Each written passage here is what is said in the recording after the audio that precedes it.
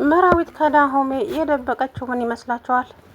እሱ ያሰባት በሌላ ነገር መስሎታል። እሷ ግን ስራ ጀምራለች። ምክንያቱም ላግዘው ይገባል፣ በነግረው ደግሞ ስራውን እንድተው ይገፋፋኛል። ስለዚህ አልነግረውም ብላ ብቻዋን ስራውን ጀምረው ነበረ።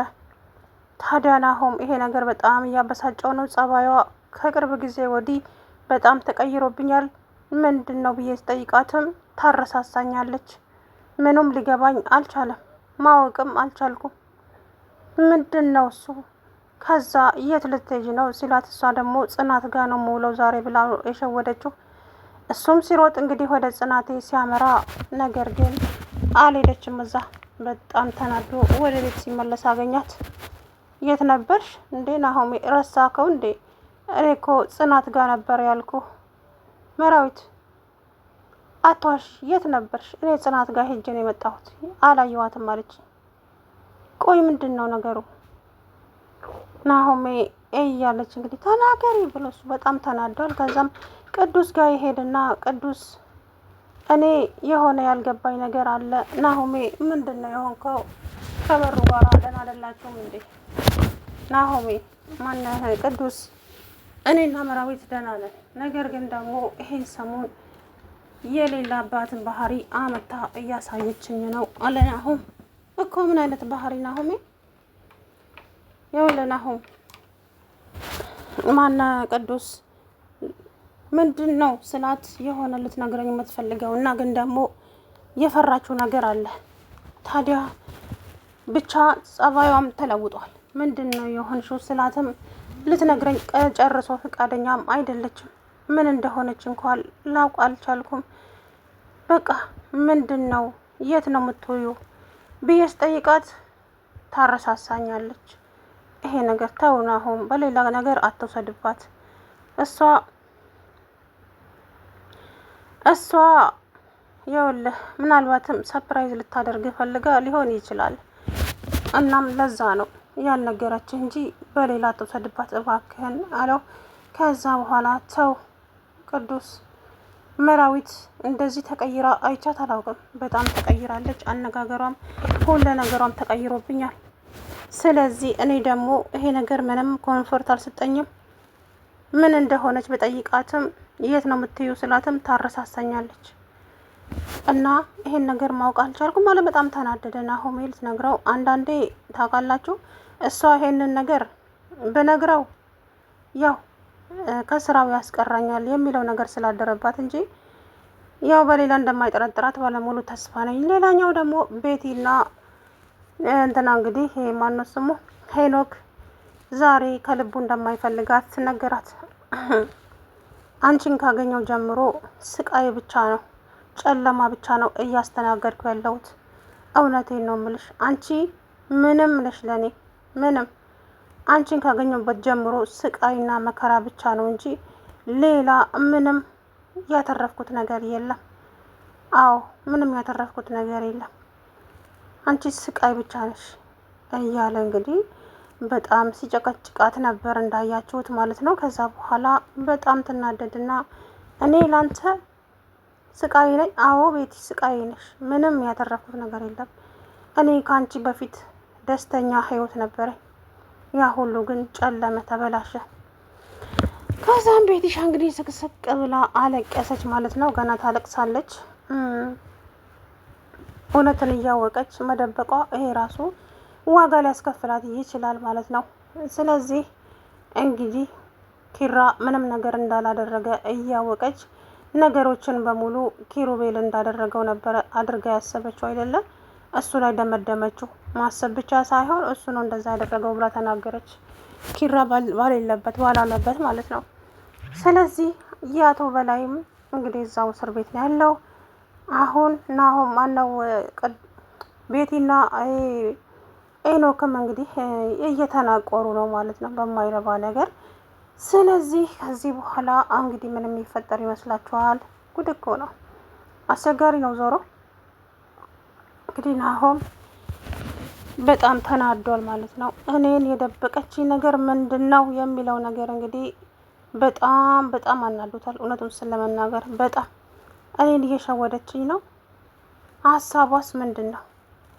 አላማዋ ምንድን ነው? ሊገባኝ አልቻለም። በቃ ይሄን ነገር ነው ማወቅ የምፈልገው አለ። ተረጋጋ እንጂ ናሆም፣ እንዴ ምን ሆነሃል? የሆነ እኮ ሁሉም ነገር እኮ ለሰዎች አይነገርም። ያ ነገር ነው ቢሆንም ና ቅዱስ ተው እንደዚህ አትበል። ቢሆንም የሆነ ነገር ለኔ መናገር አለባት። አዎ ምንድን ነው ከኔ የደበቀችው? ስለዚህ ያንን ነገር ደግሞ ማወቅ የኔ ግዴታ ነው። ሰፕራይዝ ልታረግ ይሆናል። ተረጋጋ እባክህን ቢለውም እሱ ግን ሊረጋጋ ፈጽሞ አልቻለም ማለት ነው። በስተ መጨረሻም ታዲያ እንዳያችሁት ሆነ ነገሩ ማለት ነው። ከዚህ በኋላ ታዲያ ምን አይነት ነገር የምታስተናግድ ይመስላችኋል? መራዊት ያው ታስረዳዋለች፣ እውነታውን ታስረዳዋለች ብዬ ተስፋ አደርጋለሁ። ይረዳታል፣ እሱም ይረዳታልም ደግሞ እናቱም እሷ ያው ለጥሩ ነገር ብላ ነው። ግን ለሱ ከነገርኩኝ ያው ይቆጣኛለሁ። ለሱ ከማሰብ አንጻር እንጂ ሌላ ነገር አስባ እንዳልሆነ ግልጽ ነው። ምክንያቱም እሱን መርዳት አለብኝ፣ ለኔም ለልጄም አድርጎ ኃላፊነት ከባድ ነው። ስለዚህ እኔ ደግሞ እሱን ማገዝ አለብኝ። አዎ ብላ ብቻዋን ቁጭ ብላ ስታወራ ነበር ማለት ነው። እና ቅዱስ እስኪ በመምጣቱ ደስ ያላችሁ? እውነት ቅዱስ እኮ የድራማው ድምቀት ነው። የምር በመምጣቱ ደስ ብሎኛል። እና እንግዲህ ናሆሜ አሁን ላይ ወፍ ሆኗል። ዛሬማ ወይኔ ጉዴ ፈላ። በጣም ነበር የደነገጠው። ዞሮ እንግዲህ ያው ታስረዳዋለች፣ ይረዳታል። እንደምንም ብሎ እሷን መረዳት ግዴታው ነው ማለት ነው። እሷን ካልተረዳትማ ታዲያ ምን ሆነ? ብቻ አላቅም። በጣም ተናዷል። በጣም በተለይ ደግሞ ጽናት ጋ ነኝ፣ ጽናት ጋ ነው የሚሄደው ብላ የዋሸችው ነገር በጣም አናዶታል። በጣም እንዴት እኔን ትሸውደኛለች? ቆይ እኔ ሕፃን ልጅ ነኝ እንዴ? የምትሄድበትን ለምንድን ነው የማትናገረው? ለዛውም ልጅቷን ይዛ በፀሐይ ምንድን ነው እየተፈጠረ ያለው? መራዊት እኮ ሳቃት። እኔ ከኔ ምንም ደብቃ አታውቅም። እና አሁን ምን ተፈጥሮ ነው? ይሄንን ነገር በፍጹም ማመን አልችልም። አዎ የሆነ ነገርማ ማድረግ አለብኝ እያለ እንግዲህ ናሆሜ ከባድ ውሳኔ ለመወሰን እየተገደደ ነው ማለት ነው። ለምን አንዳንዴ ቆም ብለን ወይም ያንን ሰው ላለማመን ሳይሆን ቆም ብለን አለማሰብ መጥፎ ውሳኔ እንድንወስን ያደርገናል ማለት ነው። ስለዚህ እንግዲህ ናሆም አሁን አፋጧታል። ተናገሪ ምናምን ናሆሜ እየተቆጣኸኝ እኮ ነው አለች።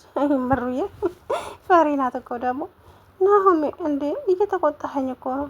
ቁጣ ብቻ አይደለም ሌላም ሊኖር ይችላል። የት ነበርሽ ብሎ ትጮህባት እንግዲህ ከወነ ያለችው ማለት ነውና ከዚህ በኋላ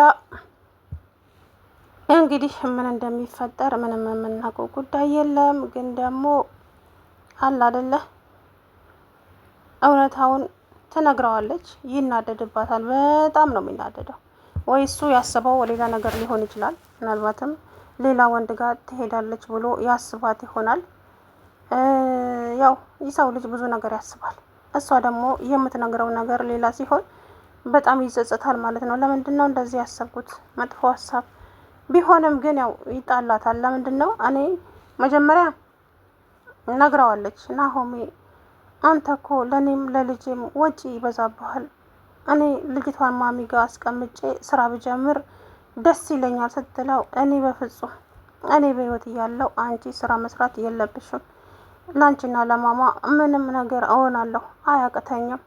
ስለዚህ አንቺ ከልጅሽ ጋር ነው መሆን ያለብሽ። አውቃለሁ ማሚ ጋር ብትሆንም እናቷ ናት። ነገር ግን ደግሞ አንቺ ወላጅ እናቷ ነሽ። ስለዚህ አንቺ ስራ አትሰሪም፣ እኔ ሰርቼ አመጣለሁ። ይበቃል እኔ የምሰራው አላት። ናሆሜ አስበዋል። በኑሮ ውድነት ልጅ አለ፣ እኔ ያለው 3 ቤተሰብ ማስተዳደር እኮ ከባድ ነው በዚህ ጊዜ አለችው። እሱ ግን ምንም ነገር አልተዋጠለትም። እረፊ፣ አታበሳጭኝ፣ በቃ ሁለተኛ እንደዚህ ስትኝ እንዳልሰማሽ ብሎ ነግሯት ነበር። ታዲያ ናሆም ሲወጣ ጠብቃ እሷ ናሆሜ እግሩን ጠበቀች እና ምን አደረገች? ስራ ፍለጋ ሄደች። ሲደውልላት የት ነበርሽ?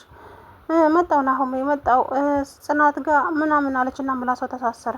ያ ነገርም ምንም ውሃ አላነሳለትም። መሩማ የሆነ የደበቀችኝ ነገር እንዳለ ይሰማኛል። አዎ የሆነ ነገርማ አለ እያለ ነበር ማለት ነውና ዛሬ ታዲያ ሲሮጥ ጽናት ጋር ነኝ ብሎ ሲሄድ ወደ ጽናት እየሮጠ ሲሄድ ጽናቴ ቁጭ ብላለች ከኒና ጋና። ከዛ በኋላ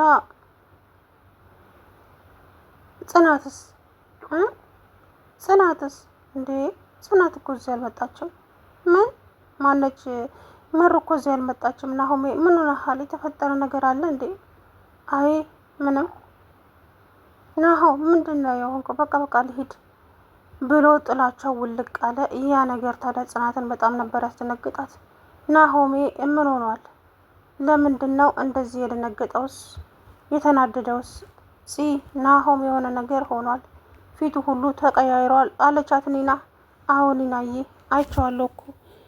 ከዛ አባባ በእውቀት ነበር ላይ ያገኛቸውና እሳቸውም አዩት ፊቱን። ምን ሆነሃል ልጄ? ደህና አይደለህም እንዴ? ደህና ነኝ አባባ፣ ግን አሁን መሄድ አለብኝ ብሎ እንግዲህ ወደ ቤት ሲሄድ መራዊትን አገኛትላችኋለሁ። ሰላም ውድና የተከበራችሁ የቻናሌ ቤተሰቦች እንዴት ናችሁ? አለው ደህና ነኝ።